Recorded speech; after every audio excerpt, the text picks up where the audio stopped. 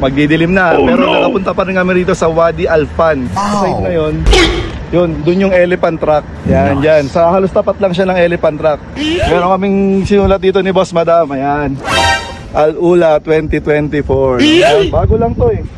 Nandun siya sa application ng ng Al-Ula na application.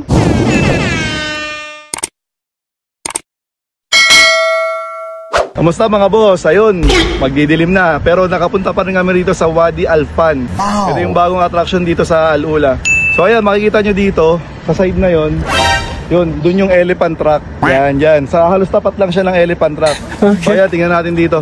Punta tayo rito, makita nyo. Mga ano lang to, pino lang yung buhangin niya dito. So ayan, meron kaming sinulat dito ni Boss Madam. Ayan, Al-Ula 2024, no? Ayan. Nauna na doon sila Madam Jocelyn. Tara, Boss Madam, para makita natin kung anong meron.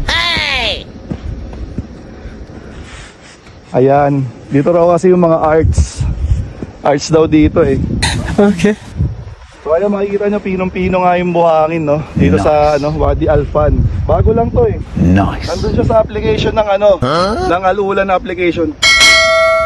So ayun, parang masarap ditong yung anong tawag doon, yung motor. Yan. Siguro mga ilang years magiging na to, attraction na talaga to dito. So ayan, kita nyo, no? Napakalawak. Doon may mga taniman pa ng dates. Nice. Yun, tapos dito parang may stadium naman. Dito, no? Ayan. Parang may stadium naman doon. Yan. Okay. So ayun, tingnan natin banda rito pa. Ayun yung dalawa, oh. Pipicture sila doon. So ayun mga boss, ito yung ito yung site talaga kasi, no? Yung makikita nyo sa Google Map, ito yun. Itong site na to. So ayun mga boss, wala masyadong makikita pero ang ganda ng buhangin. So ayun, hanggang dito na lang.